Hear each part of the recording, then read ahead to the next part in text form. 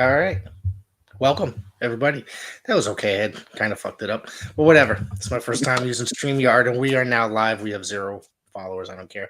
Either way, it'll still be uploaded. Welcome, everybody. This is the PWZ podcast. I am, of course, the Professor Rick Del Santo. Joining me, as always, Showtime, Marcel Williams. It's been a couple weeks, man. Actually, no. This is probably... I went back and looked at this because our schedules have been so intensely busy. It's only like the third or fourth episode we've done this year. We've been trying to pump out content, but it's been very, very rough. Listen, we're so behind right now. Very, We very got behind. things to catch up. It's been a Yes. lot of stuff going on in Yeah. the life, both Yes. lives. But Yep. like If you many guys- people that know me, I'm gonna say we're here. Yeah, we got a lot of stuff going on though, and we're ready to come back. Adonis is in the chat. Hello, and he's saying hello. If it isn't Marcel Williams, it is Marcel Williams. It is Marcel Williams. If you're in the chat and you have any questions, please feel free to go ahead and say hello. Any questions? We're going to be talking about the world of wrestling right now tonight. I got some AEW stuff to talk about. If you guys got a chance to see the pay-per-view, AEW Revolution, I want to talk about some local stuff that's coming up. Of course, our boys, the new Test of Strength Tag Team Champions, the Miracle Generation of Flash and Kylon, defeated the Firm of Elijah Six and Sammy Diaz to capture those Test of Strength tag team titles. Jonathan Sardi is in the chat. What is up? How you doing, buddy? Thank you for tuning in. Mickey Biggs is in. How's it going? So yeah, new Test of Strength tag team champions. I was excited about that. I don't know if you've had a chance to watch that match. I've quite enjoyed it. Yeah. I had a chance to watch the match. It was real good. New Test of Strength Tag Team Champions. I heard it was match of the night, which I seen it. It was like the highlights. It was real good, and I'm real glad for all four guys all around. They're really improving, spicing up the whole Connecticut scene, the whole Northeast scene, because they're doing Beyond Wrestling. Those guys are everywhere. Yeah, they're everywhere, man. So they're putting in the work. Well deserved. Yep. They're hitting up, not like you said, Beyond. They're hitting up Limitless. They're all over the place right now. So, and that's good. And some of my favorite wrestlers right there, those four guys. Yeah. So what you got on? We're going to be talking some AEW Revolution. I did not get to see the pre-show, but I did watch the full show. Eddie Kingston and Chris Jericho, I thought, was match of the night. Did you? I did. Any arguments there? Feel free to argue.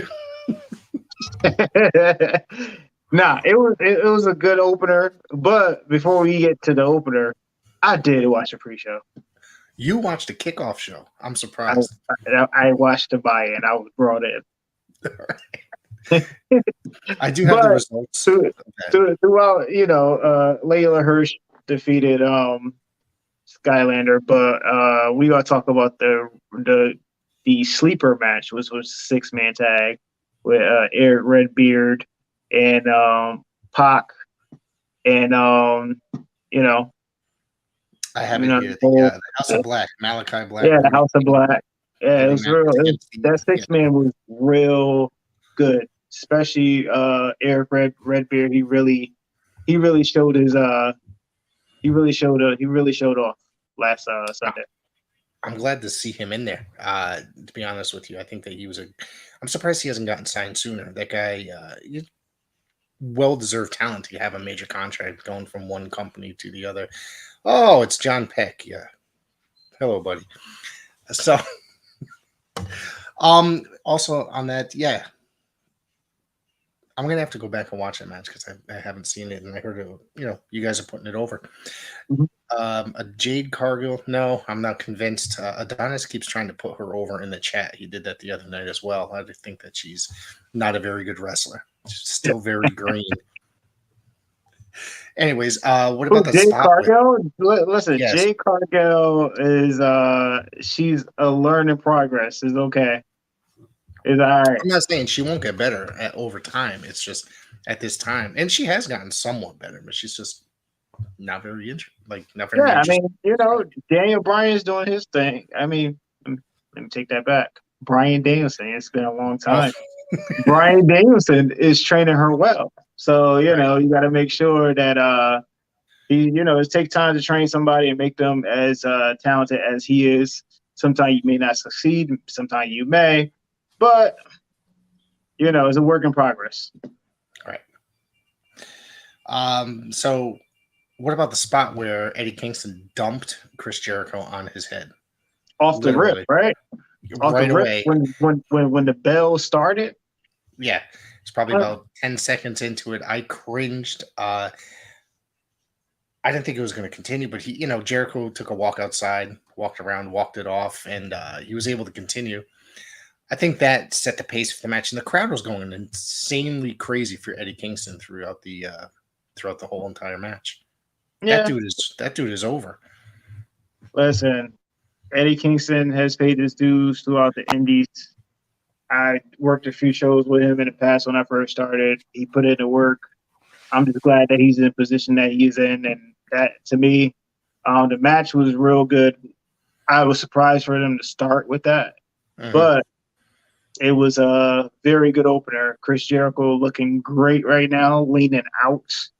You know, he's got the bottom half, fixed up.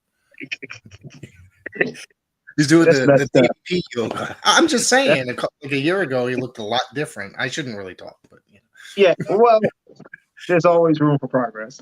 So You know what? Jericho looked great. That was the opener.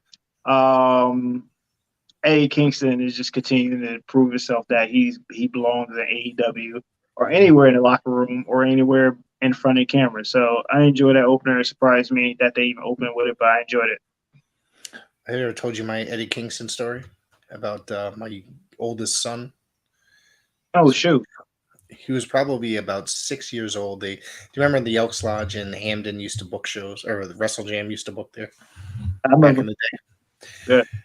Eddie Kingston and Claudio Cesaro was on the show, and I took my son, and my son was wearing a Boston Red Sox hat, and we're sitting front row. Of course, Eddie sees this, screams at my son, hey, Boston sucks. My son literally got so scared and jumped in my lap.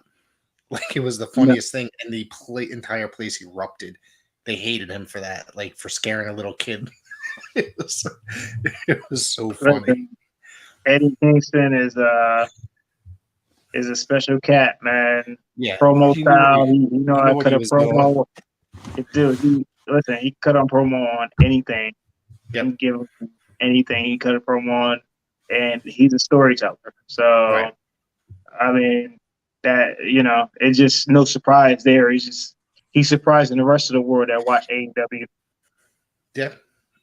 On top of that, it was the 3-way tag match. Jurassic Express retained the tag titles. I was a little surprised they retained the tag titles against Red Dragon and the Young Bucks. I would have gone with Red Dragon on this, but this is a very good match. I thought this was pretty awesome as well. No, it was awesome. Jurassic Express, they just got it. I know, but it's. You get what I'm saying? They're still pretty inexperienced, those guys. Yeah, but you know what though? I mean, they just like we will talk about in a few. Jade Cargill is just a line in progress. I mean, at least Jungle Boy promos getting way better, and I feel Jungle Boy. He is the future of AEW, and like the style that he just wrestled is just so good. And he's then very good. Yeah. He's so good. So Luchasaurus, he got the height, but he also can fly and do what he needs to do to keep up with somebody like the Young Bucks or Red Dragon. So, dude, it was a good 3-way tag. I enjoyed it, especially the groundwork that's being laid between the Elite and Undisputed Era.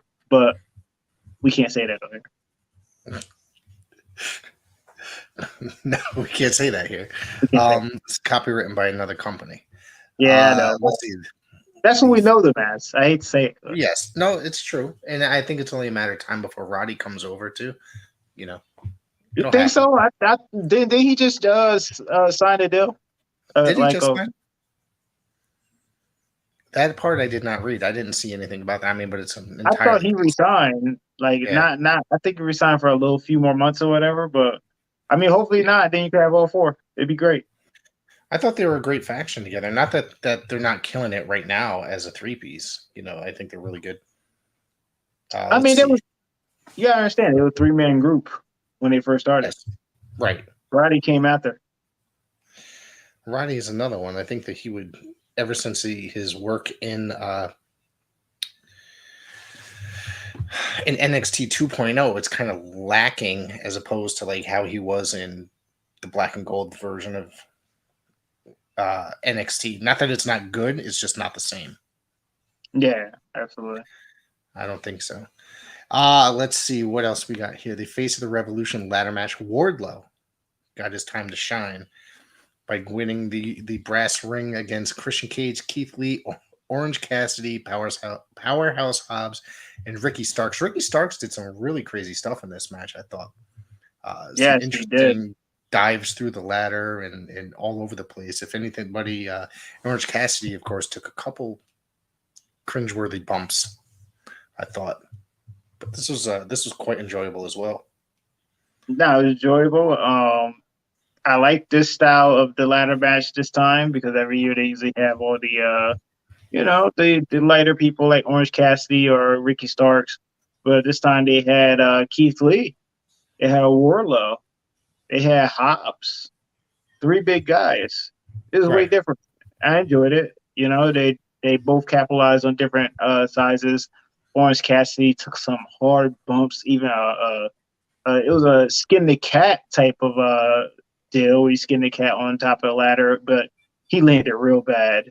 And Ricky Starks, even at the end, that bump was crazy. I'm glad he covered his head like he was supposed to. But and even Keith Lee and Hobbs doing the bump off the stage. But the ladder match was real good. I'm glad the story keeps continuing with Wardlow and MJF, which we explain later on. But we'll get to that. Heavy hitters list. Yep. Mm-hmm. Let's see what else. The match we just talked about, or the person we just talked about, the TBS title match. Jade Cargill defeated Ty Conti. Really didn't do much for me. It's probably the only match on the show that didn't do much for me. Sorry, Adonis. I know you're a big Jade Cargill fan, but not my favorite match of the show. Listen, I'm a Jade Cargill fan. I hate to disappoint you, but I'm a Jade Cargill fan. But I think that her character's fine. It's as a worker, I think it's too green. Just my opinion. No, I understand that. Like I said, it gonna come with time, but she does have the look. She does have the charisma. She can talk if she needs to, even though she has Mark Sterling with her. But the thing is, it's learning progress. Yeah, he helps her a lot, I think, as far as. Yes, absolutely he does. And I'm glad for him. He's from the Northeast area. Yes, and it's always great to see people that we've seen in the Northeast area on major TV. I get pretty excited about that myself. The dog collar match. CM Punk defeated MJF. This was a really, really, really good match. I like the ending a lot. Lots of blood, lots of choking, lots of tributes to previous dog collar matches, whether it be Piper and Valentine or CM Punk came out during his with his AFI music with playing tribute to his previous versions, Ring of Honor version. So it was pretty awesome. Yep, lots of blood, and this match just worked very well. Yep. Yeah, this match was a long time coming. Obviously, we got the match a few weeks ago in Chicago on Dynamite, and like MJF said, he beat him twice in the same night. But this was the swan song for now for this feud. But the chain match was real good. I enjoyed it. Like I said, it had stories being told as telling a CM Punk story from back in ROH. MJF continued playing the mind games when he first came out, and even when the chain got attached to their necks, the story just started from there. So these two guys, they put literally some blood on that mat and entertained us. And the ending was real good with Wardlow, with him coming out searching for the ring like a groomsman. Right. And then he decides to find it and just lay it there right for whatever. Just lay it there. Whoever gets it gets it. But we all know who got it. And just the story with the story is there. I can't wait for the future where Wardlow and MJF not collide just yet, but when it happens, it's gonna blow the roof off. It's gonna be interesting to see what happens Wednesday night on Dynamite. If there's got to be some sort of something that's going to happen between Wardlow and MJF, at least an answer from Wardlow, or I'm sure MJF is going to address it on television. Yeah, hopefully. I hope so. This one, AEW Women's Match. Britt Baker retained the title against Thunder Rosa. Kind of surprised at this one that Britt retained. I thought that I was kind of going with Thunder Rosa on this one. I thought it was time, honestly. Not because I'm a huge Thunder Rosa fan, which I am, but I thought that it was just time for them to take the belt and give it to Thunder Rosa. So we'll have to see where it goes from here. It's coming. It's coming. I mean, we just gotta be patient. It's coming. It's coming. It's just all the interference that was going on through the match was kind of ridiculous. It got to the point where it was overbooked in that manner. Yeah. Yeah, even it's to the point where Jim Ross is about to have a heart attack talking about how ridiculous this is. So, like, for that to happen, trust me, it's coming. And it's obviously going to happen on St. Patrick's Slam. But first, we got Layla Hirsch versus Thunder Rosa this Wednesday. The winner goes against DMD, Dr. Big Breaker. I'm thinking it's probably going to be a cage match, truthfully, if Thunder Rosa I would be down for that. That sounds really good. It's the anniversary of the non-sanctioned match, so how can you go wrong with that? Which is still, in my opinion, probably the best match of last year on AEW Dynamite when that happened. Still. Let's see what else we got here. Jon Moxley defeated Bryan Danielson in a bloody fucking battle. This match was very, very good. And of course we got to see the debut of William Regal. William Regal is All Elite. I absolutely loved this moment when he came out. I'm a huge Regal fan. So, I mean, I think it was kind of expected that he was going to join it. The most underrated talent ever in wrestling, ever. Very much. Yeah. Like JR, you say about RVD, the probably the greatest guy to not be World's Heavyweight Champion, but he ended up being that. But William Regal is that. He's like one of the greatest talent, underrated talent to never win a World Championship. But he has that mind to work backstage, and then he's continuing this storyline. So I enjoyed the match was like hard hitting, like from start to finish. It was real stiff. I enjoyed it, and hopefully see a rematch down the line. I'd like to see it. Jonathan Sardis is the manager of them as a tag team. I'm assuming Bryan Danielson and Moxley will probably team up, I'm guessing, at some point. Yeah, so I mean, that'd be interesting. Yeah. We're going to talk about a couple other things regarding Regal pretty soon. Why am I not centered in the screen? Again, hang on, guys. You can hear me fine, right? Yes, sir. Okay. Let's do it. All right. Okay, there we go. Nope.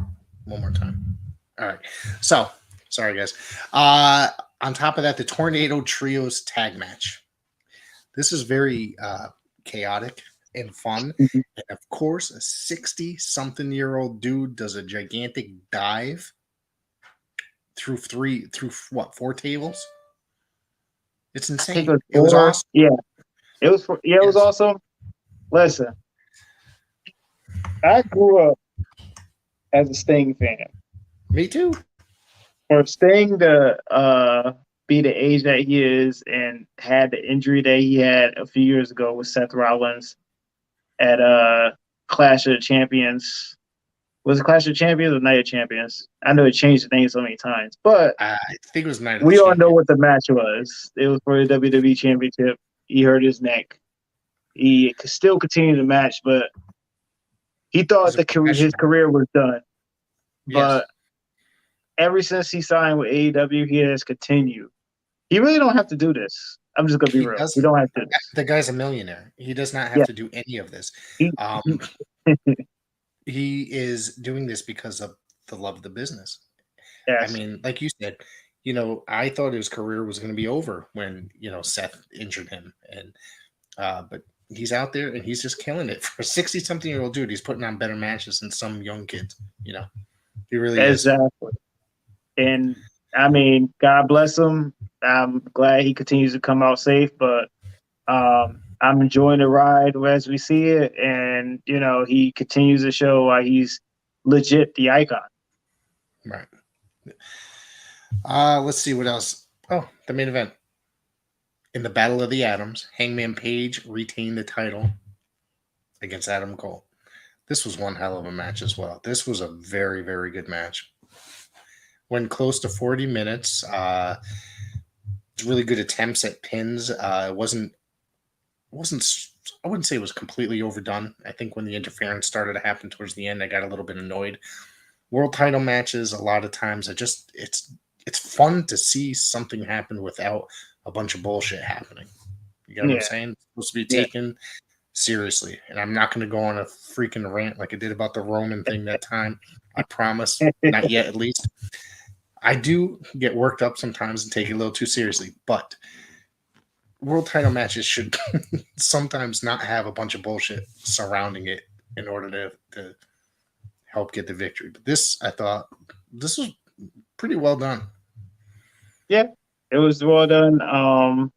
Just Adam Page continued to prove that he's worthy of being a AEW World Champion. And, he's getting these challenges that continue to make him better. He's to wrestle like almost an hour and a half of TV time with Bryan Danielson. Yep. And then, Lance Archer, same thing with the death match, a Texas death match in Atlantic City, but he's continuing to improve himself there and, with Adam Cole. So now we wonder what's next now. We got a lot of challenges that could be next. You got Moxley. You got. I think there's a good chance that Moxley's going to be involved at some point. It has to be, he deserves. Yeah. They don't do rematches, but he deserves a rematch. He couldn't do the tournament. He couldn't finish the tournament due to, obviously, we all know the storyline's there. Yeah, storyline's there. Yep. On top of that, it's going to be interesting to see what happens.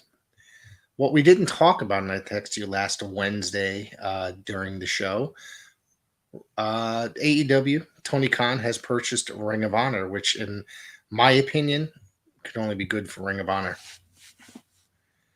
A lot of people thought that it was a dead brand, that it's going to be. I mean, I hope it doesn't end up like WWE's version of ECW. But he's going to make it a sort of developmental for AEW. I'm not against this. I think that it'll be interesting to see what happens. And he plans on booking both promotions. Your opinions, Showtime. My opinion is that this is a very big deal for AEW. Big deal for Tony Khan. This dude got not only the copyright names of trademark, he got all the video equipment. He has all the video library, which I really want to talk about. He owns a video library at ROH. You know how many stars that's currently on AEW and WWE as a whole that has continued to wrestle with ROH and make their name? And then not only that, he has even like legendary matches with Eddie Guerrero on CM Punk and Rey Mysterio in one match with Triple Threat.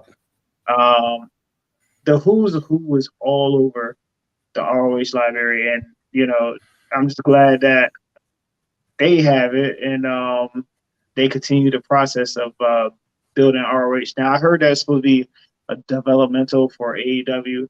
I mean, correct. I don't think it's a downgrade because ROH always been like kind of developmental type situation where it was helping all these people get signed to big promotions to make their name.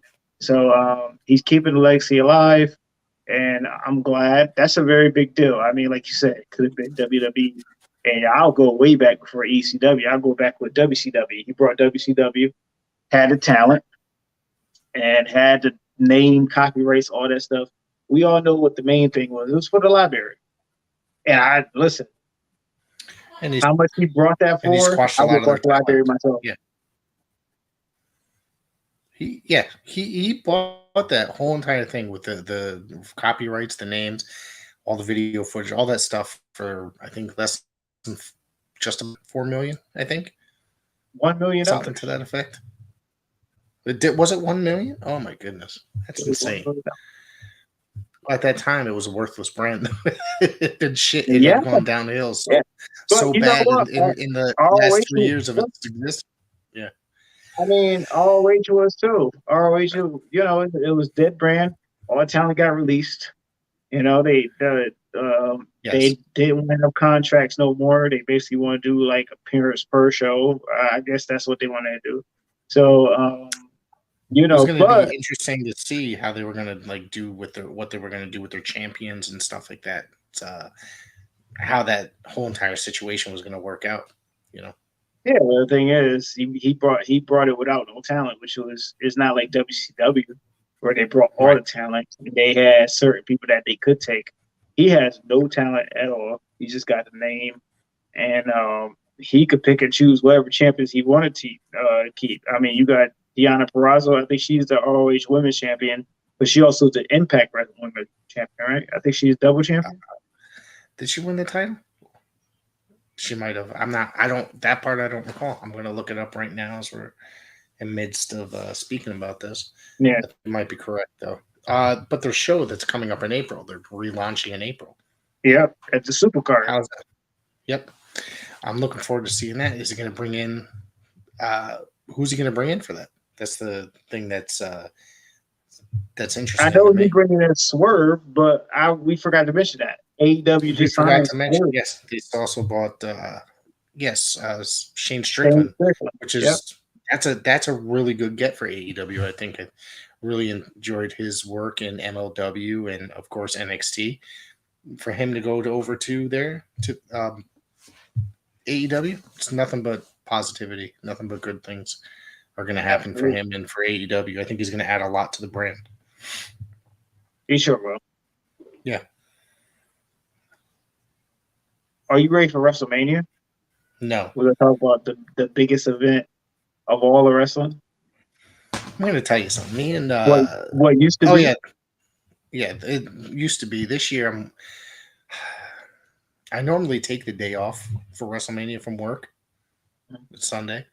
Or, the last couple of years, Saturday and Sunday, the entire weekend, and sit around and basically make my weekend about that. I'm not doing that this year. I don't give a fuck if I get scheduled to work or not. There's really nothing that is driving me to watch this event, this show this year. Am I crazy? Nothing. Maybe the return of Steve Austin, but I mean, what's he going to do? Walk out and do a stunner and then walk away? Drink a beer? Tell me, what is attracting you to the card so far as what's been announced? There's at least, 4 celebrity matches so far? Listen. You don't think that's a little crazy? Am I wrong? Right. Yes. You cannot poo-poo on my premium live event. Okay. I'm just saying. Even if I don't even if I don't get excited about certain television shows each week to watch, I at least say, hey, I'm watching this pay-per-view. This time, leading up to this, I'm not getting too excited. I understand. What's this, WrestleMania 38? Yes. I forgot my numbers because they don't say no numbers no more.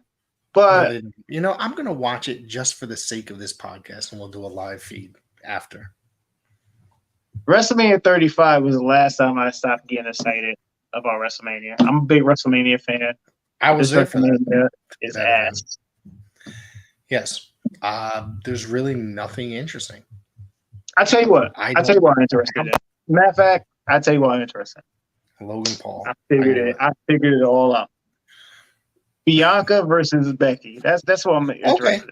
I could go with that. I won't shit on that because I think Bianca needs to take that title back. Oh yeah, and Edge versus AJ Styles. Those two, and that's it. I'm done. Should have watched my live feed last night with my opinions on that. I was, of course, live on YouTube last night. Edge coming back at this age, and he's only a few years older than me. That's the other thing. I'm not convinced. Yes, he's only, what's he, like 48, 49? I'm going to be 47 in a few months. Oh, shit. Yeah. He's just not very interesting to me at all at his comeback, and he's just he's injury prone, and it's like every time he walks out the front door, he breaks a toe or something. He's out for like months. It's ridiculous. I feel bad for I do feel bad for the guy. Growing up, I was not even growing up. I was in my 20s. I wasn't What's that? AEW was going to sign him. What do you mean? I think. I find that crazy. But he would have been there. He would have been using his real name. He wouldn't have been able to use Edge, Yeah, true. So it wouldn't have. I don't think it would have been the same. And that happens a lot when guys go over to other companies and they end up, they're so big in one company under their name and then have to change it. And sometimes it doesn't work. That happened a lot in the 1990s in WCW. Yeah, it did. Yep. So what else you got? Nothing, man. Just get ready for the Premium Live event. It's less than 30 days away. Did you watch the Pat McAfee and Vince McMahon interview? Yes, I did. I watched the whole thing. But before we get to that, we do got some breaking news. Dolph Ziggler did win the NXT. I did. You know what? You're right. You're correct. We do need to talk about that. I did not watch it, but I did see a report on that. I watched it. It was a great triple threat. I was watching the new version of Bel-Air upstairs with my wife while that was on. That's a great series. You think so? Yes. Well, you don't think so? I think some of the modern interpretations of some of the characters don't match up, I guess, compared to the originals. But maybe that's how it's supposed to be, though. You know what? I got mad too because I was like, that's not right. But they had to make some type of change. They had to. Absolutely. I mean, obviously, they're going to modernize it for people. Carlton is kind of annoying as fuck. Yes. Yes, which they never, obviously that wasn't part of the 80s or 90s sitcom. They found him doing snorting Ritalin in his closet. I was just like, what? So I'm guessing that we're not going to see Carlton dancing and singing to Tom Jones in this series. Nope.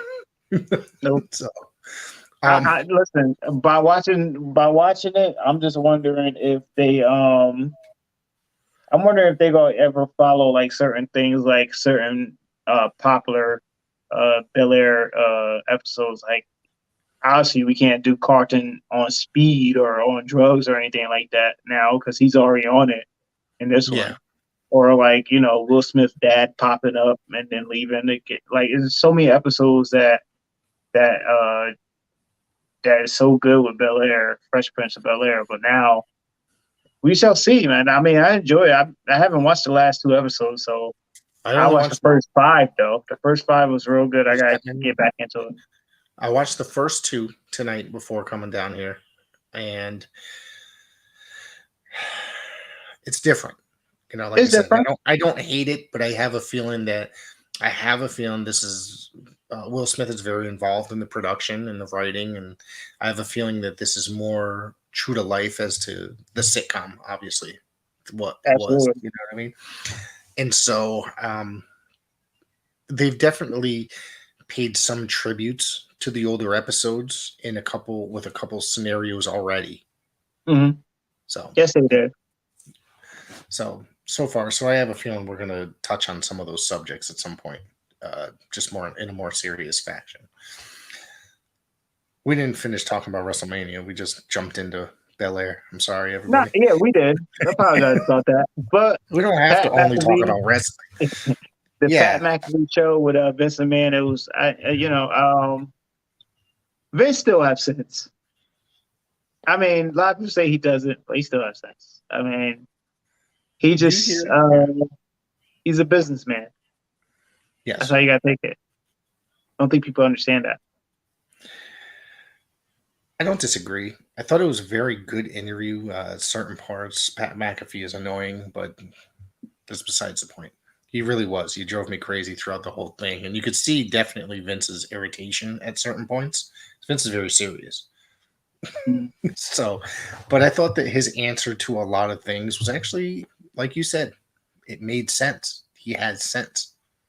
So it wasn't. All the horror stories you'd be listening to all the time, saying, this and that. I just, even down to him saying that he's the guy with the mind, but at the end of the day, he did say that he surrounded himself around smart people. So for him to survive this long, over 50 years, he started promoting, I think he bought the company in 1982. 1982, something like that.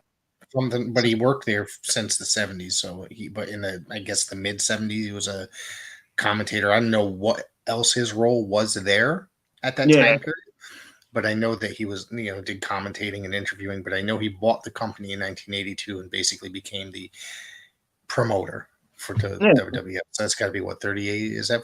It's 40 years now. Holy that's shit. Like 40 years. Yeah. No, it is. Yeah. That's crazy. Yeah. He put in the work.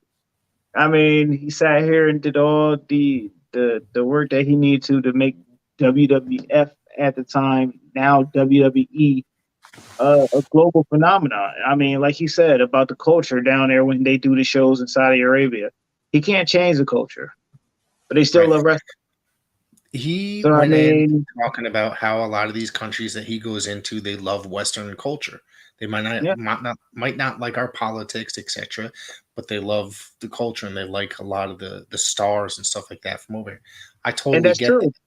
It's been a thing that's been happening for years. You know what I mean? Mm-hmm. Just like in 1964 when the Beatles came to America, British rock exploded in the United States. It's not much different. You know what I mean? It's not much different. So it's definitely very exciting to see that stuff. I don't really hate that they go there. I think that wrestling brings people together. You know what I mean?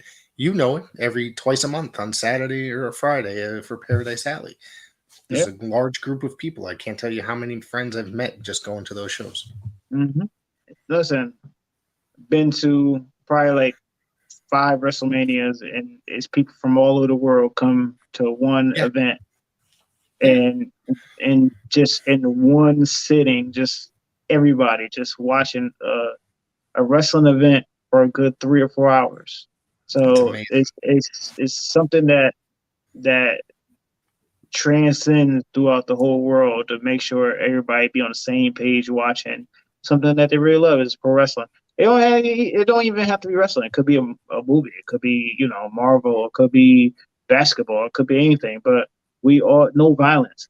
Also, by the way, I like to give my prayers to the people of Ukraine. This really It's really crazy down there. So I give my prayers to them, man. This is a sad Absolutely. time in the world right now. Yeah, we're going through a lot of craziness. It's just watching the news every day and hearing about this. It's one thing after another, and this is Mhm. just another big thing. It's very sad to see this going on in the world. So, like you said, prayers to everybody out there. I hope it gets better. I really do. Yeah, I really do. So yeah, what else we got here? Well, Did you get a chance to watch today's NWA episode? nah, I didn't. I know you love watching NWA. I need to catch I up. do. I would tell you that I was on vacation last week and I would have had a chance to watch it. I was Yep. busy moving. So That's understandable. You just congratulations once again. You bought a house, so I did not expect you to be like, oh, I'm going to sit around and watch wrestling for 30 hours a day or whatever. well, you know what? I squeezed in a Revolution. I squeezed in the Vince McMahon interview. I squeezed in Dynamite. So I made some type of effort to know something. Yeah. So nah, I gotta get into NWA. There's a lot of stuff going on, especially Matt Cardona winning the NWA championship, which we talked about a few weeks ago, didn't we? So Yeah, they showed that. They showed that episode today, won the title, and though it was a short match, probably a little bit over 10 minutes, I thought it was a really good one. It really was. So there was a spot where he DDT'd Trevor Murdoch on the floor, and it opened him up, and there was a lot of blood there. So it was a fun match. I enjoyed that. yeah. On top of that, Matt Cardona, I think, is, like you said, I think you and I have talked about this before. He's a businessman. He does a lot of good things for professional wrestling. He's out there and he's bringing attention to the NWA. Yeah, absolutely. And just it's just a good time to be a wrestling fan right now. You got NWA going on. You got all these companies going on. Especially indies are moving right now. And speaking of indies, we gotta talk about Paradise Alley Pro Wrestling We do, because I because haven't talked about it in a while. So we're we gonna got a talk lot about to talk events about. coming up. Yeah, it's been a while, dude. It's just been a while with me being busy. We gonna talk about Paradise Alley. We got Alley fights this Friday night at 7 o'clock. Before we get into that, I'm going to bring up the match list. Don't forget that Oh, we are working on a new television series for Paradise Alley, okay. right here on YouTube and Facebook, distributed through me. I put it together, so I want everybody to tune in. Keep an eye out for another episode, which will be either up tomorrow or Thursday, and it's going to be very heavily centered around the upcoming Alley fights, which is this Friday. 7 p.m. Eastern, East Haven, Connecticut, 7 p.m. Eastern time. So keep an eye out on our social media for when this is going to be up. I'm just trying to put the last couple bits of it together. So most likely it'll be up by Thursday. So yeah, I do have a match list somewhere. If I could find it here. I know that, let me see here. There's going to be a 3-way triple threat. Travis Jacobs is returning back to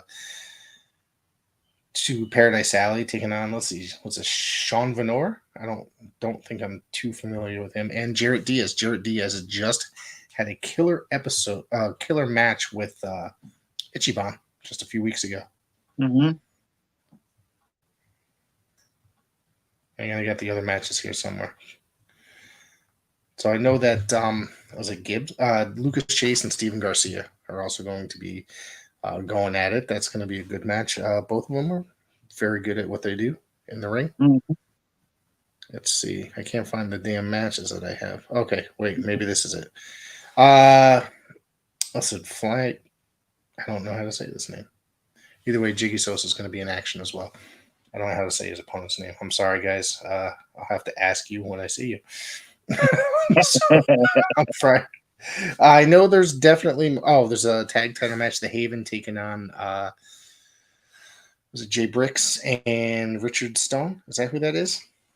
Yes. I believe. Yes. Now, okay, wait. I think I got it here.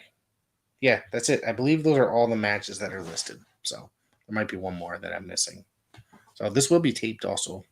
So we'll be putting that out Live to tape. live to tape. That's right. And what else is coming on? We got another Alley Fights coming up just a couple weeks later, so keep an eye out for that as well. Yeah, There's a lot Alley going Fights on there. April 15th. April 15th, 7 o'clock. And big news coming up on a big event for Paradise Alley Pro Wrestling in a month in April. Stay tuned. Yeah, man. I thought that I saw that there's a lot of stuff being moved around. So hopefully things are going to be kicking ass again pretty soon. Absolutely. And get to see some good things. And what's going on in the world of Marcel Williams? Are you going to be getting back in the ring for Paradise Alley? I don't even know. I don't even know.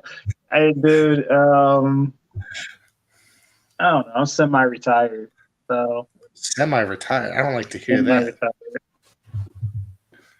Wow. I'm getting too old for this. Too old. Jeez. I feel like I'm just not that I compete, but I can't stop going to shows for some reason.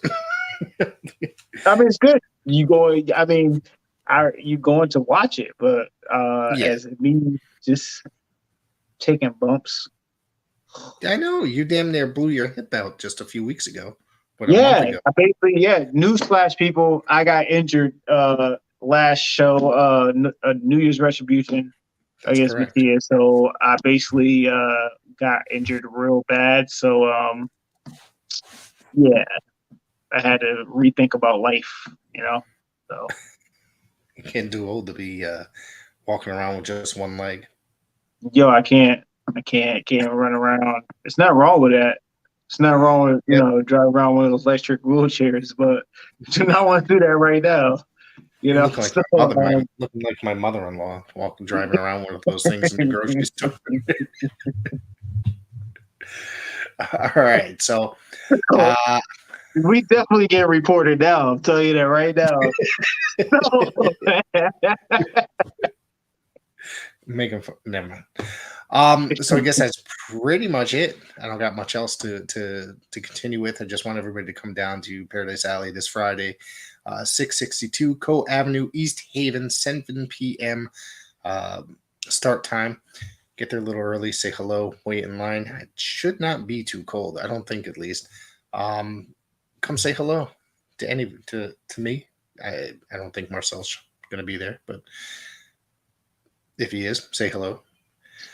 Anyway. All right, everybody. Have a good evening. You have a good night. Be sure to check me out at Showtime Marcel on all social media. Be well, be safe. Good night, people.